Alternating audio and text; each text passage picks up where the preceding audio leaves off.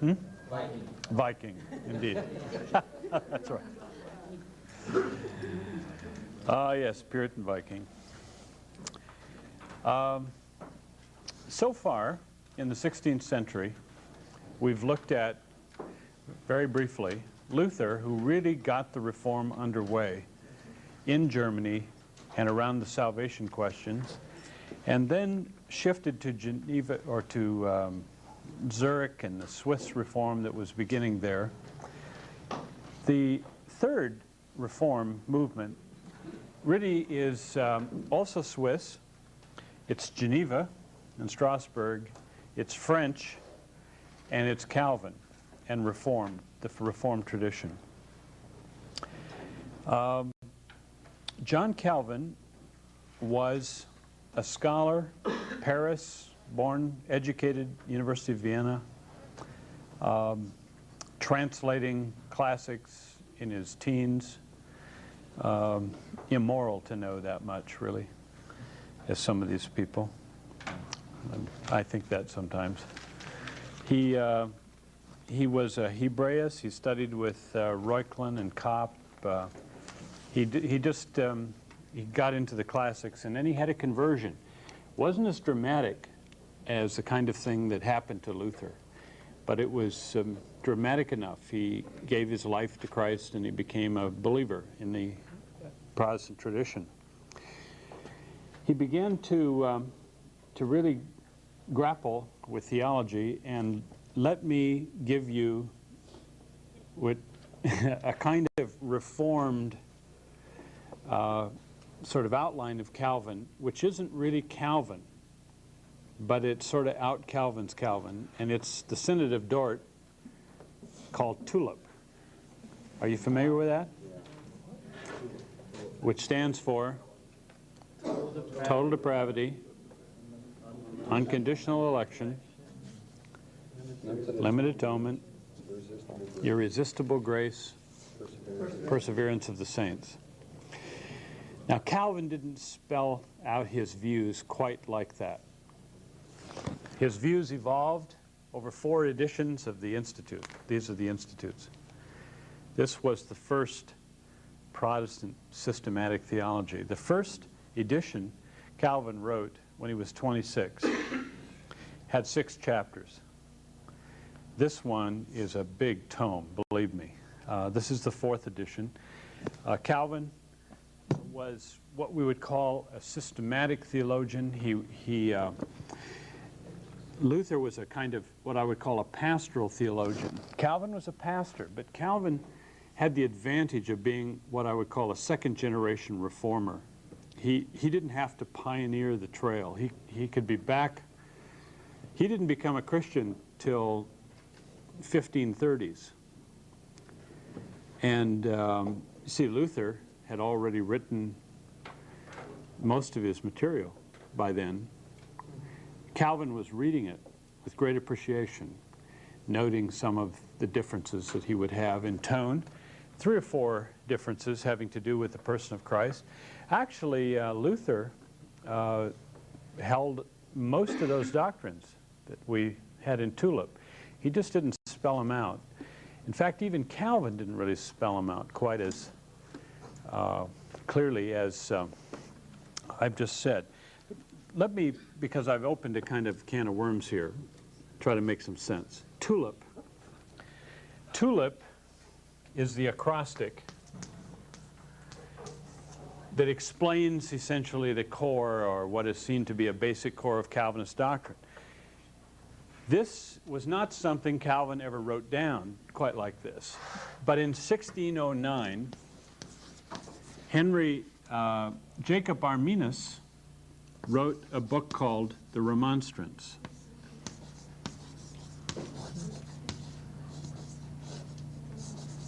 That's not it. T-C-A. Remonstrance, 1609, by Arminius. In which he argued for just the opposite. Limited depravity, not unconditional election, but foreknowledge in that, and unlimited atonement, and grace that could be resisted, and the fact that you could fall from grace. The Synod of Dort met in 1618. And this is still the high water mark of Reformed, Dutch Reformed theology making. It was Dort that created this. They basically took the raw stuff of Calvin and they framed it in response to Arminius. That's kind of interesting because that's just like the early church, you see. John Calvin taught, he had this theology floating around. A lot of people were coming to Geneva to study in his academy. And they were very, after Calvin died in 1554, Theodore Beza and then Andrew Melville in Scotland were following Calvin's teaching, and they really systemized even what Calvin didn't completely finish systemizing. And so Presbyterianism emerged in Scotland and Reformed theology, the Dutch Reformed Church in the Low Countries. Then, of course, Arminianism developed in reaction. This is the very same year that another Dutchman named Henry Hudson discovered New York, not discovered, sailed up the Hudson River, 1609. The Dutch were the merchant marine people. And so that very same year, that Arminius writes, that created a consternation among the Calvinists. They said, well, no, that's wrong, and he's given us some food for thought. So they went and wrote the tulip acrostic, and it's actually in the Synods of Dort that Calvin becomes much clearer. But this is long after Calvin's death, 1554, finally 1618 at Dort. Now, I said that Luther started, theology is often a place of starting point. I mean, it's like piano, you know. You have a circle of keys. You start B flat and go to B flat, you play an octave. You can start at C and go to C, it's an octave. F sharp to F sharp, it's an octave. And theology, sometimes people write theology, they start with sovereignty of God, they start with creation, they start with salvation, as in the case of Luther, or they start with the doctrine of the kingdom or church, or in the case of liberation theology from the first sermon of Jesus, Luke 4, and the Exodus, liberation as the organizing motif. It doesn't, I'm not going to say it doesn't matter where you start. Ultimately, you have to deal with the same material. You just start in a different starting point. There's a difference in tone, theologically. There's a difference in the way it's interpreted. But obviously, Luther started from his gut, from his head, his heart, you know, his passion. And so Lutheranism is what we call an evangelical theology. Calvin started by beginning with the majesty of God, the creation, the majesty of God, the Creator, and the knowledge of God and the sovereignty of God. And how could a God be sovereign? If anything in all the world ever happened that surprised God, he couldn't be sovereign, right? And so Calvin starts working out what that means. And so Calvin interprets the work of Christ as part of the substructure of his sovereignty doctrine. Whereas for Luther, Christ's work on the cross is very central. It's not nearly as central. It's important, but it's not nearly as central because Christ becomes a sort of means to an end to accomplish the election and judgment of the human race. Whereas for Luther, Christ and the cross, the theology of the cross, is just the centerpiece of everything. So I think you should understand that. A lot of times, what we talk about differences in theology are differences in starting point, emphasis, tone, etc. Even the most, maybe the most consistent Calvinist that ever lived was Jonathan Edwards. And Edwards and Calvin had some very differences in starting point. Calvin would look at you and he would assume you were Christians if you made a confession of faith, unless there was strong evidence to the contrary. He'd just take you at face value. Edwards would assume you were non-believers in spite of what you said, unless there was strong evidence to the contrary. I mean, there's just, that was Puritan, that was Edwards. He was a true son of Calvin, but he had quite a different spirit. It was what we call applied Calvinism, or Anglo-Saxon activism. Puritanism picked up on Calvin but twisted Calvin in a certain direction, toward a kind of hyper-Calvinist direction. Okay, now sovereignty of God, he comes off anti-Pelagian, he's very strong on the elect. Limited atonement means that you take all those verses in the Bible that say Jesus died for all, and all those verses say he died for many, few will be chosen, and so on, and you add them all up, and you know what? It's a list of about 20 passages on each side. I think most of us probably Calminians. I happen to believe that the grace of Christ, the blood of Christ, is sufficient to save everyone in the world. I think the atonement was universal. But I think it is efficient only for the elect. But don't ask me who the elect are. I really don't know. And I suppose we'll never know. You know, why did sin enter the world?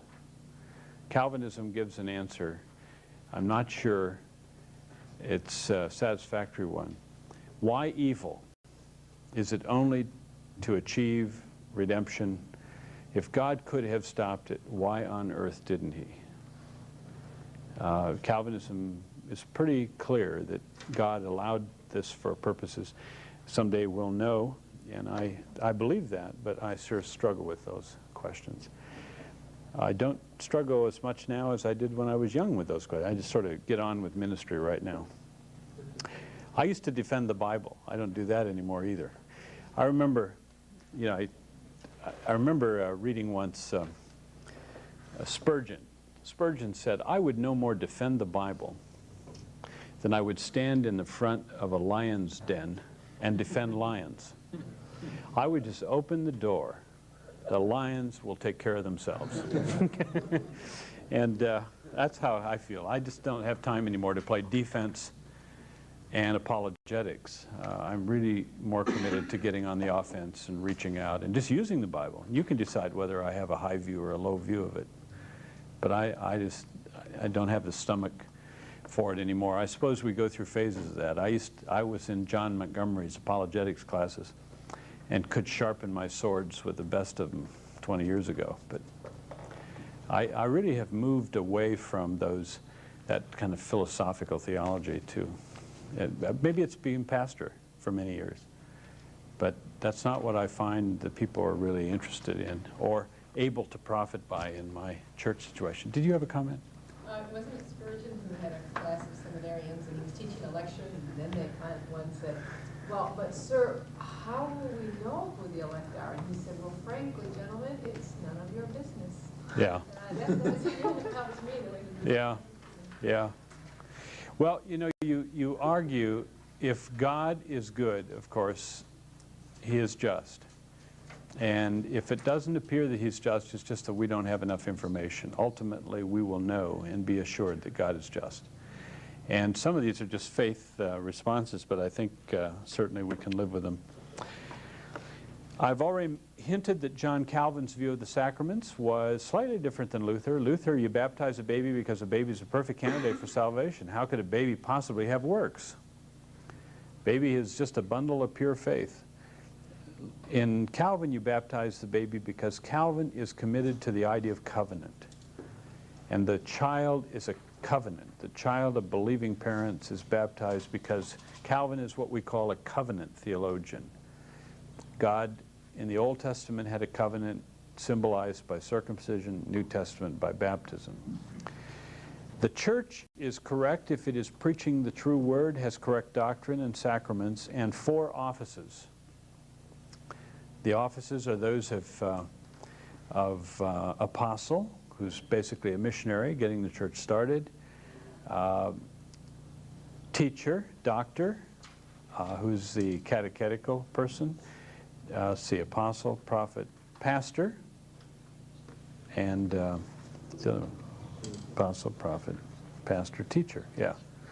In the Reformed tradition, many churches would have a pastor and a church teacher, because they don't say, some churches, I think in the evangelical tradition, would say Ephesians 4:11 is describing pastor hyphen teacher. It's one office, two roles, one office. But Calvin thought there were two distinct offices. So you have the four offices. And so John Cotton, for example, was not the pastor. He was the teacher of the first church in Boston. He was the teacher of the church. He had far more influence than the pastor of the church. But he was the teacher in residence, as it were. Some churches are reinstituting that model. They'll have a full-time theologian in residence. Bob Gulick, who was teaching New Testament with me at Northern, went up to the church in Minneapolis, in, what's that rich suburb? Edina, Colonial Church Edina. And he has been the teacher in residence, Colonial Church. And he's set up a lay school of the Bible, and he's been lecturing, teaching Greek to lay people. And many of them are well known, of course. It's a very affluent church, several thousand members. And now he's going back to Fuller to be the professor of New Testament there. But here was a church that is truly a Puritan model. They're actually going a Reformed model with a pastor and a full-time lead teacher. There's a very positive view of society in Calvin. Calvin, in the last section of the Institutes, when I said apostle, prophets, apostle, teacher, preacher, and deacon, I'm sorry, deacon is the fourth office. Was it apostle? Apostle, teacher, pastor, and deacon. I'm sorry, that deacon is the fourth. The reason I say that is, you know what the job of the deacons was for Calvin? Do good in society. It wasn't to prepare a communion table. Calvin assigned the deacons things like this. Want you to check on the hospital to make sure the hospital is caring for the poor. Deacons are stewards of public government to make sure the government's taking care of the people, because government is legitimate, a legitimate government. Now, let me back up now and do something with government that really is Lutheran, but Calvin wouldn't disagree. He would just flesh it out. Luther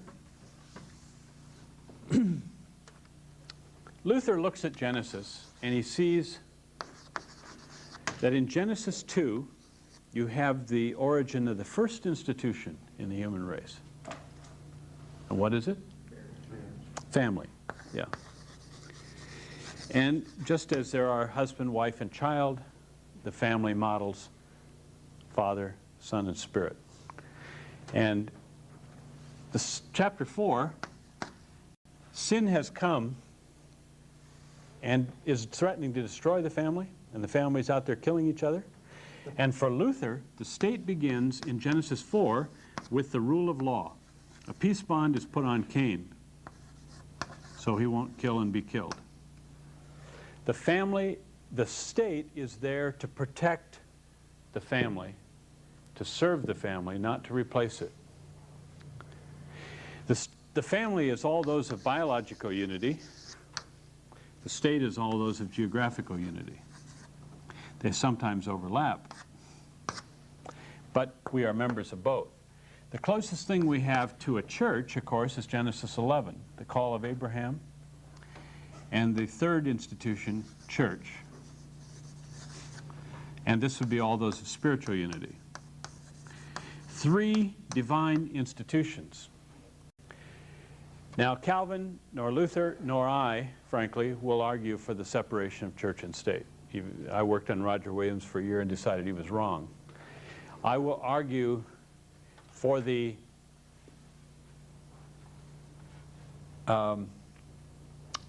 not the integration of all three, but the separate call and existence, the legitimate existence of all three institutions. All are created by God. They're created for the benefit of everybody. And we are essentially, in this room, all members of biological families, geographical community, and spiritual institution. But here comes the tricky one. If the family breaks down, it's the state's responsibility to help patch it up. And if the state breaks down or fails to work on the family, what is the church to do? Is it to reach around and do this? Well, for some Anabaptists and modern groups who are into creating Christian schools and withdrawing from society, it is. The church, literally, we pull our kids out of public schools, we get out there, but not for Calvin, Luther, or Ray Bakke. It's the task of the church to call the state into its elected responsibility and demand that it provide good schools, and demand that it provide hospitals and justice for the poor, and then help the state help the family. Yes, we will do both, but we will not replace the state in our attempt to serve the family. And that's a Reformed view. That is not the Anabaptist view, but that is a Baptist view, essentially, and it is a Protestant view. It's clearly a Protestant view. Comment? I'm wondering where the responsibility of the state to take care of the family, where you develop that model. In chapter 4, where Cain is said to have a peace bond and God protects him and they create the state, the rule of law, and of course that leads to the development of nations. The climax of creation in Genesis is chapter 10, where the city is created. I think the city is the state in a confined space. It's Genesis 10 is the climax of the creation account. I don't know if you accept that or not.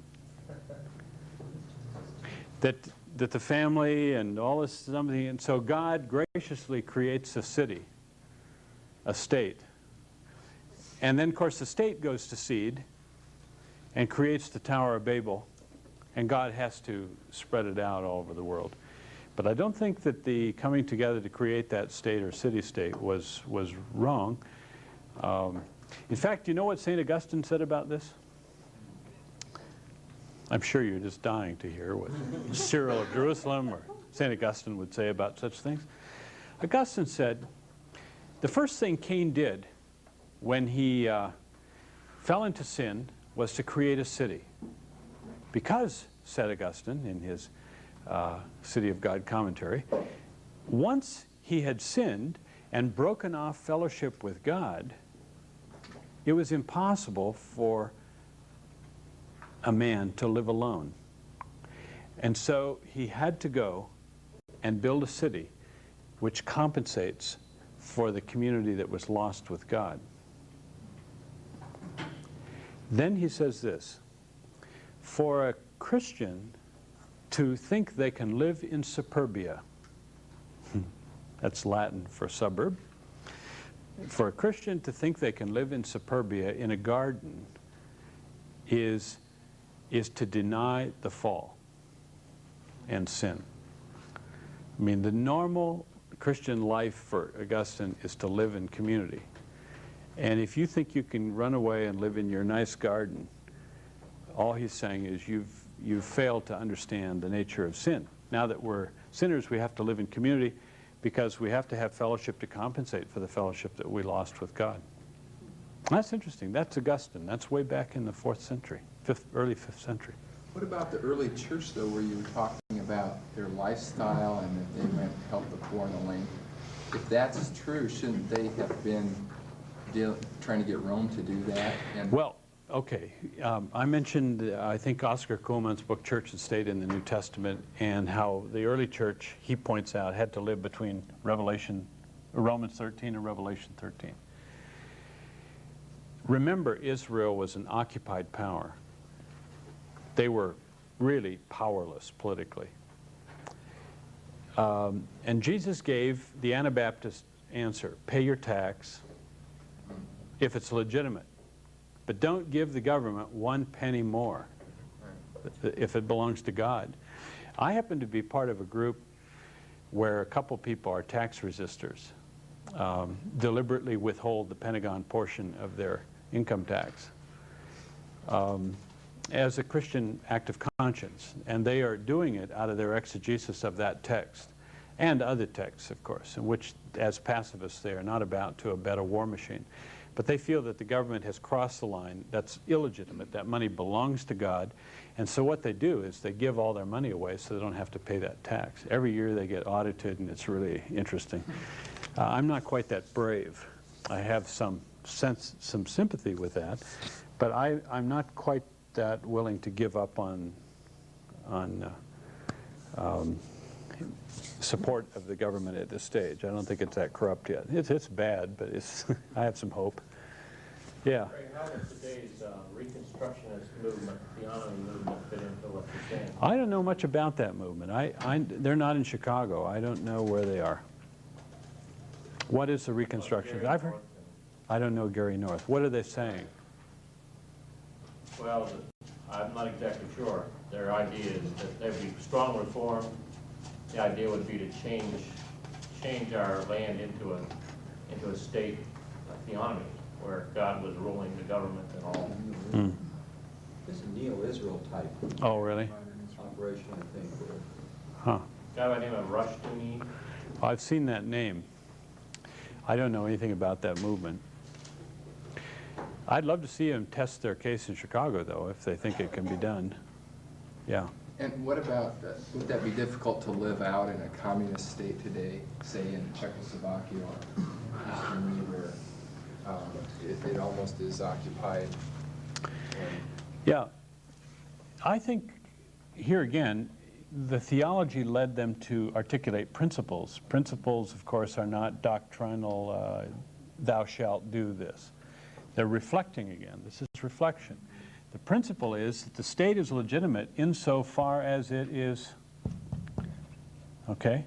Insofar as it is doing its duty, we should obey it. But I want to remind you that Puritanism, and I'll get to that, I have Georgia Harkness work on Calvin.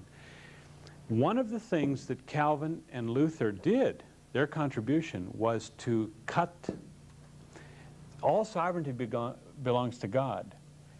No state is absolutely sovereign. That's a Protestant principle. The government is never absolute sovereign. Only God is sovereign. The government is a delegated sovereignty, a temporal sovereignty, with responsibilities for citizens to promote safety and honesty and thrift and all those good things, those values. When the state stops doing that, it is our duty to oppose it. When the state does it, it's our duty to support it.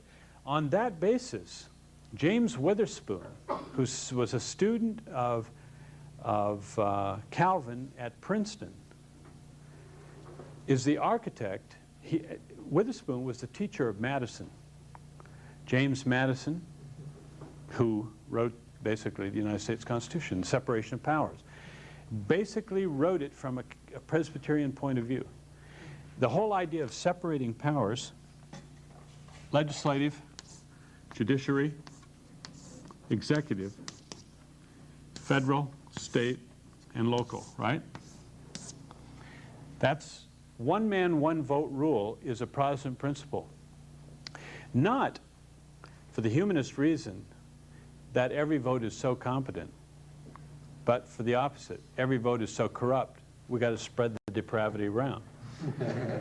You can't let power does corrupt, like the manure pile.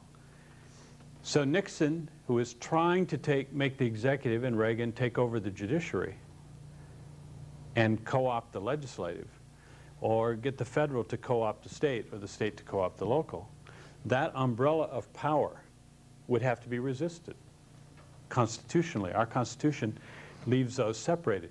It's terribly inefficient. It's not an efficiency model. Dictators are efficiency. Benighted, dictators. Democracy is very expensive.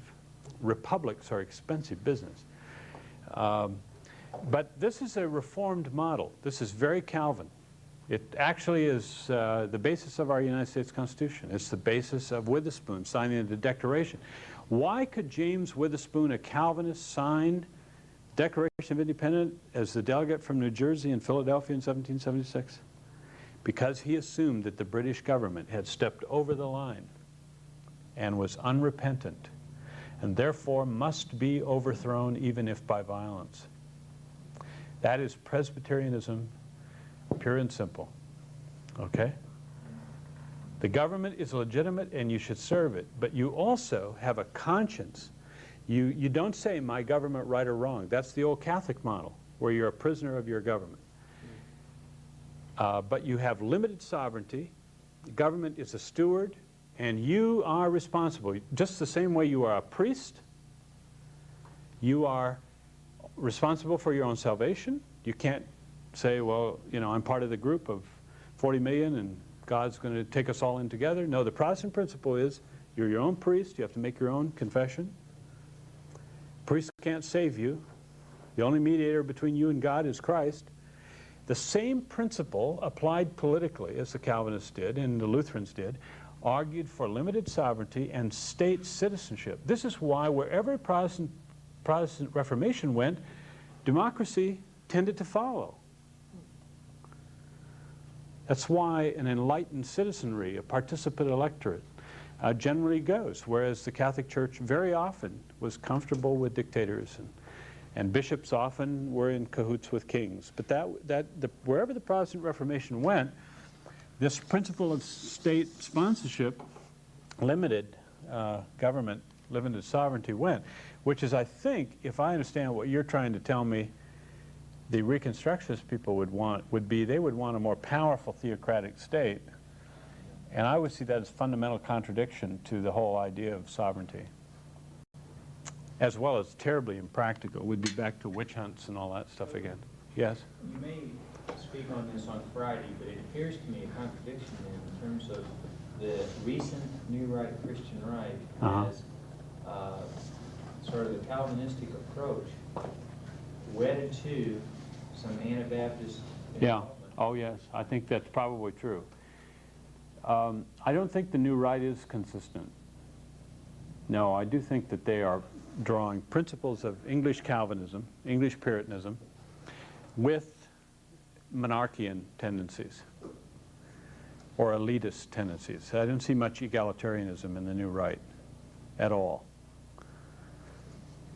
Quite a distrust of the electorate, in fact. But we got into this because I was saying Calvin really assumed that government was a good thing. It was instituted by God to help the family and to help the church. Let the church be the church. You don't have to run schools and do all the government's supposed to do that. Let them do it. You help them. You encourage them. You evangelize people so that the state will do a better job. But you don't replace them. This is a kind of Protestant principle. You don't replace the family. You don't make the church into a house church family. That's not, Calvin wouldn't have crossed his mind. No, it's the task of the church to minister to these institutions and to support them, not replace them. That's the basic principle. Of course, there are always adaptations. How widely accepted is this model today? I don't know how widely. I think it's certainly in the literature. I think a standard Presbyterian or Lutheran theologian would argue this is... What in the evangelical? I don't know what the evangelicals think anymore. I'm not sure who they are, and I'm not sure if they know who they are. This has changed, you know, in the last 20 years since I left Trinity. Ken Conser was my theology professor. I was just stunned when he took over Christianity Today and began arguing for Christian schools and all those things basically that were part of the New Right agenda. That was a different Conser than I studied with. And I'm trying to figure out what happened, and I think it was the Vietnam War and sort of radical 60s that created some anti-reaction. Now, you know, I don't happen to believe that flags should be on flat platforms of churches. I think a flag on a platform is communicating this is a U.S. approved message. A flag belongs in church on the level of the people, either over the back door or on the side of the congregation level, where it can be preached at. Okay? Because the flag is a symbol of the people. We, the people. We are the people. The flag is us. But a flag on a platform, as Karl Barth pointed out, and the Germans really, the confessional church really fought in Nazi Germany this issue. Now, do you know what I've discovered? Almost all of the American flags came into my denomination in World War II because the ethnic churches were trying hard to prove that as new arrived Swedes and Germans and Norwegians, and that they were true, honest Americans. So they all ran and put flags in their sanctuaries. And that's horrible in a way, but I can understand why they did it. But now we've got a whole new generation that doesn't even know why we have a flag in church. They have it up there beside the pulpit.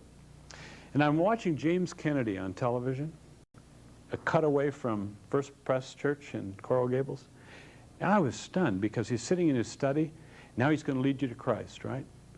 And you cut away from the sanctuary, and then you go into the study, and as the camera comes close to him and narrows, there's Kennedy sitting in the shadow of the American flag, presenting Christ. Oh my goodness. That is wrapping the gospel in the flag. You know, you come and you get a double message. You get Jesus and Americanism.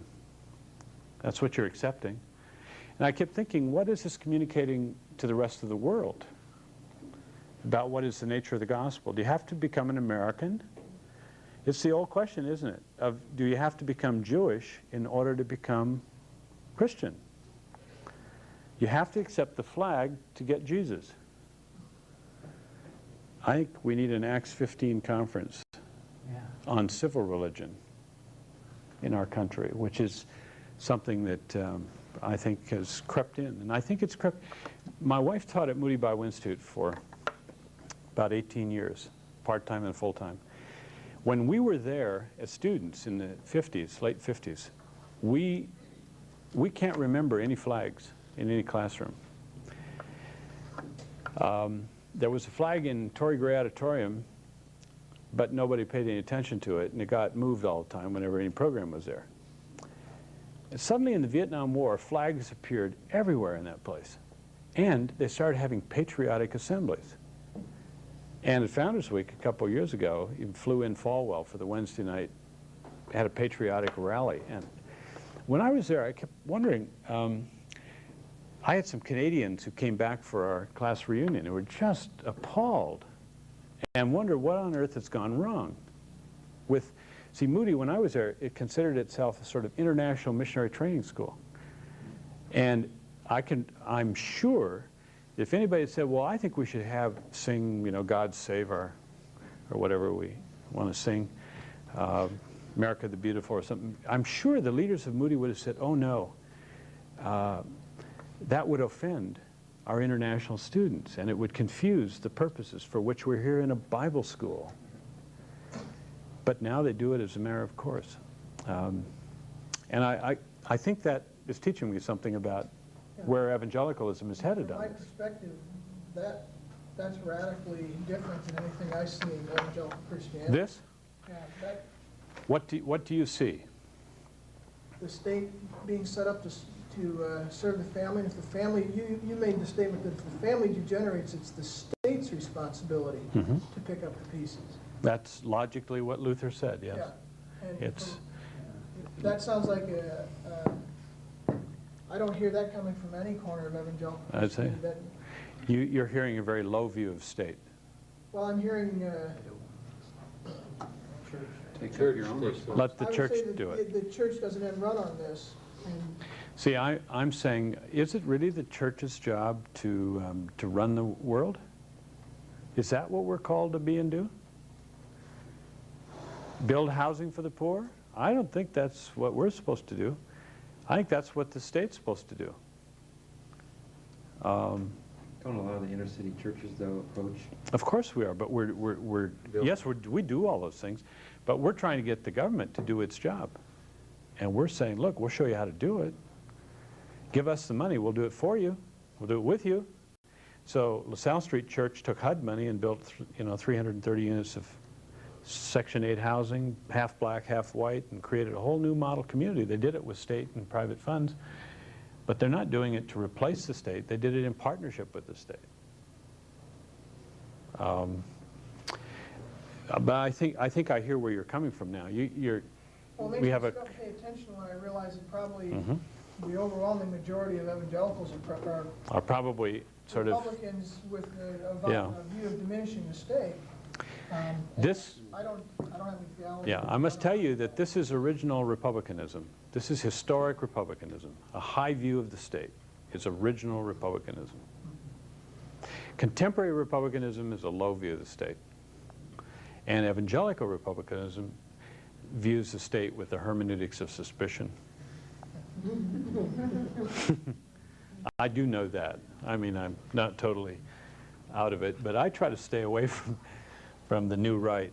Of course, they don't touch us because they don't know where we are. I mean, we're inside the city, and that's off their map. So, anyway, Calvin assumed that Christ had three offices, prophet, priest, and king, and therefore that the church had three offices, prophetic, priestly, and kingly. And do you know what kingly is? It's bringing about wise rule, both in and outside the church. And John Knox took Calvinism and made it into a graded court system of local church session, followed by presbytery, followed by synod, followed by general assembly. Calvinism is a connectionalism. Calvinism is connectional church. No church is an island. The deed to the property is owned by the presbytery. Connectionalism, spelled with an X rather than a T. Presbyterianism is a connectional church, the graded court system. And for Calvin, then, public as well as pastoral work is prophetic, priestly, and kingly. Prophetic, telling these institutions what to do, is part of your prophetic duty. That's why Roger Williams, a Puritan, went to Massachusetts and wrote books back to John Cotton to tell him how to run his colony. That's an old Calvinist idea, that we should be counseling people on how to run a state, how to run the government, from Christian value point of view. Because there are a lot of texts in the Bible that include values for governments. We should hold the government's feet to the fire on those things. And if they don't do it, let's vote them out. Get somebody in who will. And if they still won't, we'll overthrow them. Do whatever it takes. Civil resistance. Civil disobedience is a Calvinist idea. It's a just war thing. You do whatever it takes to get rid of a bad government. If you can't reform it, you have to resist it. Because the government's hurting people, and they're violating God's stewardship of the earth. And so Calvin puts that responsibility on us, and we can't say, oh, it's a dictator, we can't do anything about it. Sorry, totalitarianism, sorry, we're just powerless. Calvin says, no, you're not. You are the government, especially in a republic or in a democracy. So you get that kind of thing. Let me jump, though, to what really did come out in Calvinism loudly and clearly, and that's the relationship between Calvinism and middle-class virtues. I have here Georgia Harkness' book called John Calvin, The Man and His Ethics. Georgia Harkness was a wonderful Methodist church historian, and she wrote on the theology and ethics of Calvin and the chief end of man and all of the duties, the devil, the Sabbath, all those things. Domestic relations, there's a lot in here about marriage, divorce, etc., etc. Now, here are the middle-class values. Middle-class values. Calvinism and middle-class morals. This chapter is a study in middle-class virtues. Why not aristocratic or proletarian virtues? Because of the nature of the group that Calvin's teaching gripped and molded, Calvinism has always been primarily a middle-class religion. In fact, you can hardly tell where Presbyterianism and middle-classness begins and ends. Presbyterian churches usually don't reach the Episcopalian elite. They usually don't reach Baptist and Pentecostal types. I think that's very interesting. Now, she says, I admit that the term middle class is somewhat ambiguous. It has two meanings, etc., that are not identical. But she then gives some of the traits. In surveying Calvin's life, personal traits we saw, virtues repeatedly exemplified: reverence,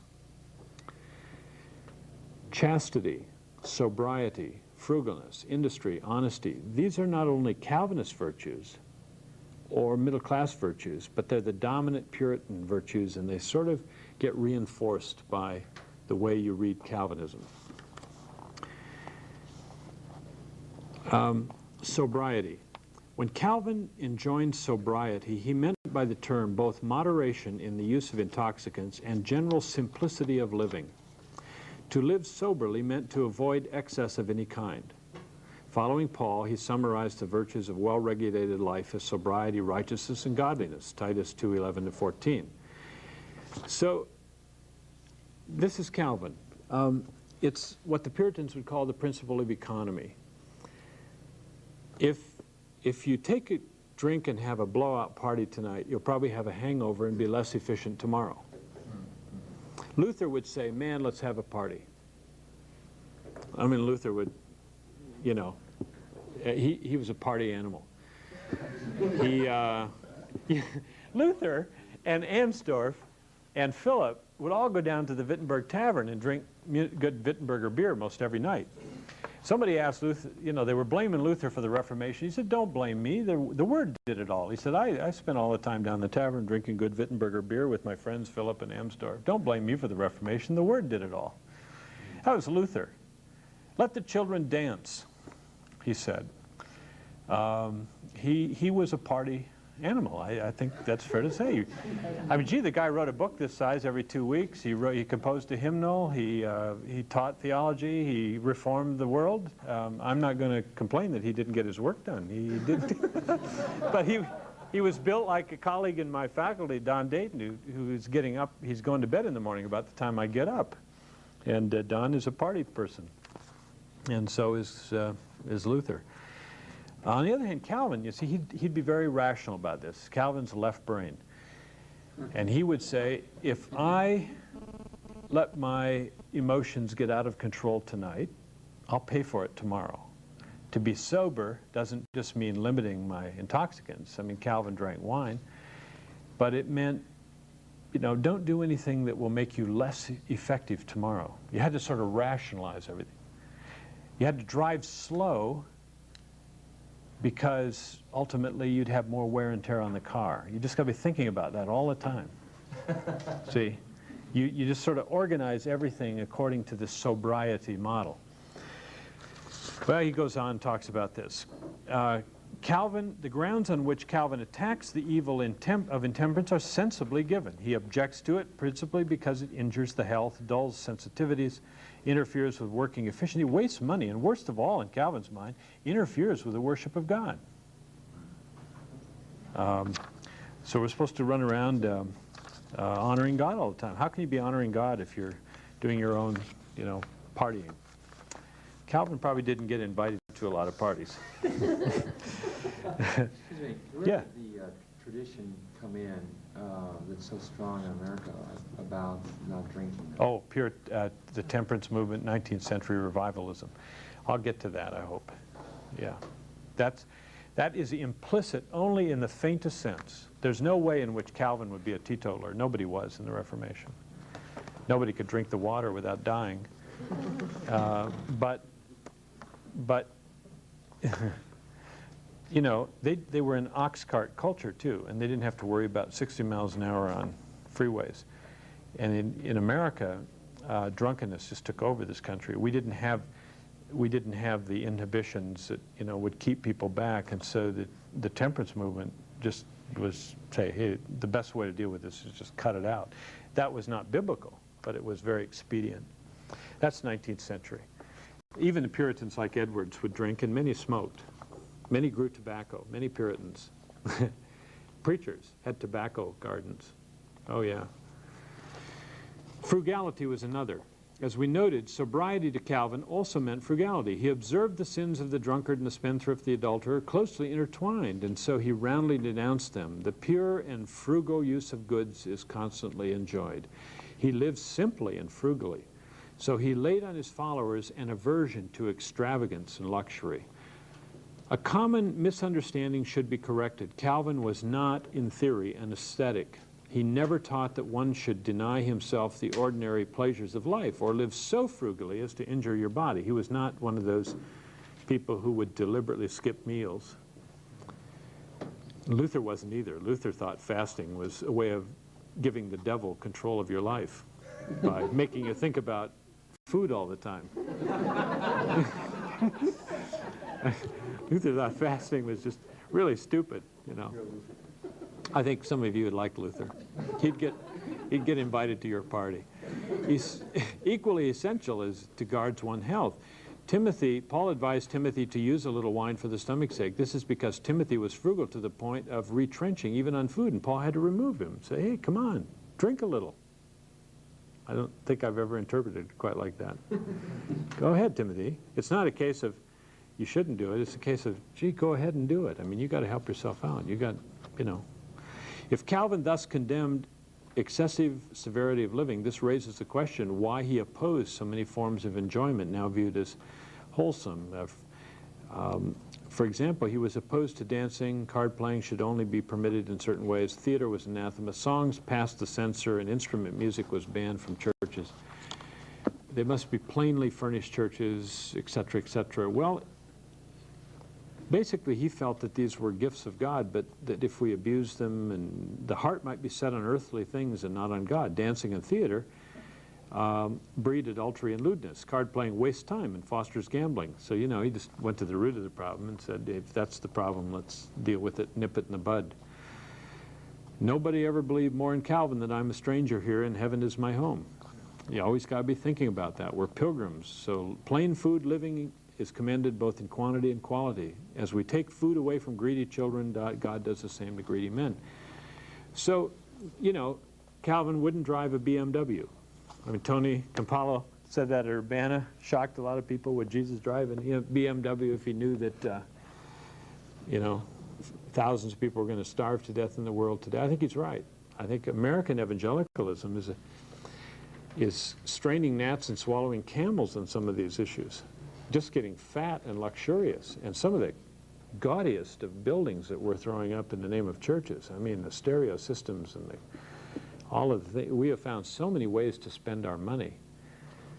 And Jim and Tammy were just one example of that extravagance. I think underneath them was, you know, a whole generation of Pentecostals grew up with nothing. And suddenly, almost overnight, it became okay to flash it. And the Cadillacs and the fur coats and all of that followed. And real tough. Okay, here's another virtue, industry.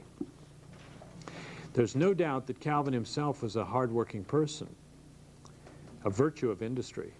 But it's also true that most of his disciples, both contemporary and subsequent, were hardworking people. When one searches Calvin's own words, one finds comparatively little about the duty to labor. Denunciations of the blasphemer, drunkard, and the spendthrift appear on almost every page. But we must seek diligently to find references to the sin of idleness or praise for the virtue of toil. There are several explanations possibly for this. Possibly he took it for granted that people should work hard and didn't have to mention it. A more reasonable explanation is that idleness was not a sin very much practiced in Geneva, and therefore he didn't think it necessary to say much. But here, I think, is Georgia Harkness saying, I think is the basic reason why Calvin taught hard work. God is the sovereign Lord of all. God dispenses riches and poverty as he will. It is not man's merit or man's toil that gets riches. It's God's grace. Some get it as evidence of God's favor. Some get it in order to furnish by their own punishment an awful example to the wicked and sin. But because of that, reversals like accessions of fortune are God's doing, and so Calvin is conscious of the enervating power of riches. His injunction, however, is not on account of this to work harder in secular calling. Rather, it is man's duty to strain every nerve to perform his duty to God and render him due homage, no matter what you get paid. So Calvin has a theology here that affects all these things. Calvin, like Luther, seems to accept the functional view of society which prevailed at Middle Ages, namely that everybody should perform the duties of their station without murmuring. So we find in Calvin a double emphasis, an injunction to labor and a warning against laboring too much in the pursuit of gain. Remember, Thomas Watson wrote a marvelous commentary on the Ten Commandments. He was a Puritan, but his on 6 days thou shalt labor, the seventh is the Sabbath to the Lord. The first half of the sermon was on, remember, 6 days you should labor. and then you've earned the right and must, and he literally stops labor. So this combination of frugality with industry made for thrift, and thrift made for what? The amassing of enormous wealth. And wherever Calvinists went, the economy just boomed. They became the capitalists, partly because Calvin also taught them that honesty, this is another virtue. We come now to the last of the middle-class virtues, the virtue of honesty. And he goes on and discusses this at great length. I won't read this, but so under his influence, followers waxed rich and became inebriated with prosperity, and an age beset with the love of things and riches clung to the semblance of honesty as an economic asset, but forgot the heart of Calvin's message. In other words, the very thrift and the very values that Calvin preached within one generation produced a church fat and secular with no awareness of why they were thrifty. In Calvin, let me remind you again, Luther says you can serve God in vocatio, in your vocation. Calvin comes along and says, not only do you serve God in your vocation, you serve God with your vocation. You should do your work in such a way that your work is a praise to the glory of God. If you are cleaning a room, dust behind the couch, dust above the door. My mother used to teach me all these things. She'd go around, all of us kids, you know, check all those places, pull out things, and send us back. My mother was a Puritan. Our rooms had to be ready for inspection before we could eat breakfast. She had 3 boys and 1 girl. She treated us all alike. All of us had to dish, mend, cook, everything, as well as milk cows and drive tractors and run power saws. She saw no division of labor whatsoever. Inside the house, outside the house. She made us arrange the walk, and all the rocks had to face a certain direction. Or she was just offended. Your closet, all the hangers had to go one way. And it was like a Marine camp, you know. She was much more Calvin than a traditional Luther on this. But Calvin, see, this is applied Calvinism, this sort of economy. And you know, she drummed it into us kids so we could do it in our sleep. And that was the idea, is you teach people how to do it, and then you beat them over the head until they do it right, and then you sort of forget it. And that's sort of applied Anglo-Saxon Calvinism. And the Puritans really were great at that. The problem is the very hard work, thriftiness, you save money, you spend little, drive a simple car, last longer. You know, all those things that you do tend to produce wealth, and within a generation you give it to your kids and they don't know why they got it, they didn't earn it, and they're wasting it. Dutch Reformed is a wealthy church, and they're struggling with the problems of that wealth right now. Well, I think this is fascinating stuff. I won't go into that anymore. Let me quickly, oh, it's time to quit. Let's take our break, and we should decide when to come back here. Is 15 minutes long enough? If that's the case, then we'll close earlier today. Okay.